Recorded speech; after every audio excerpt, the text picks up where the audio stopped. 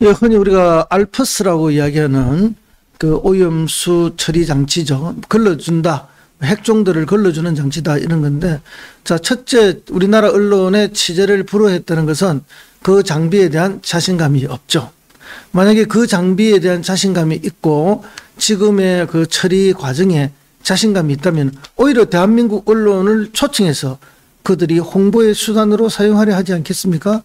그런데 자진해서 취재 가겠다는 우리 언론을 취재를 불허하고 접근을 막겠다 이렇게 하는 것은 스스로 자신이 없다.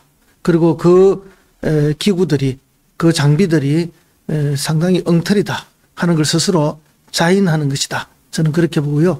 둘째는 어떤 언론이든지 차별 없이 취재를 허용해야 합니다. 근데 한겨레 그리고 MBC가 취재를 한다니까 안 하겠다는 거 아닙니까? 그것은 언론 차별을 통한 언론 탄압이죠. 근데 왜 일본이 우리 언론을 이렇게 차별하고 탄압하면 한국 정부는 항의를 해야 되죠.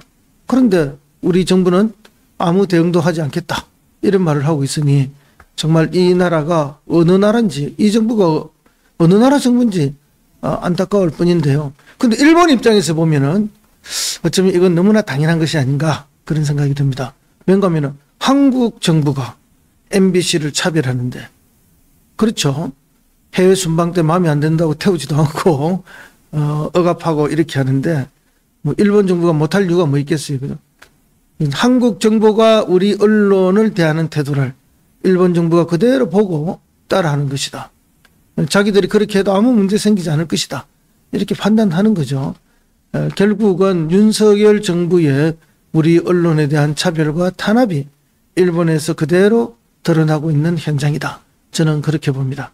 그래서 이 두 가지 관점에서 이번 사태를 바라봐야 한다. 첫째는 알프스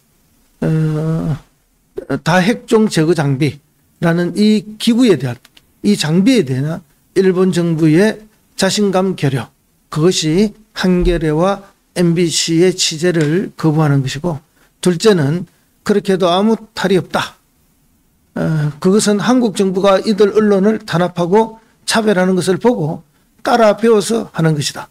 더군다나 한국 정부가 그것과 관련해서 일본에 항의조차 하지 않는 것을 보면서 자신들 마음대로 지금 이런 일을 벌이고 있다. 저는 그렇게 보면서 정말로 대한민국 정부가 어떤 태도를 갖고 있느냐에 따라서 우리 국민이나 우리 언론이 다른 나라로부터 어떻게 대접받을 수 있다 하는 것을 보여주는 사례다.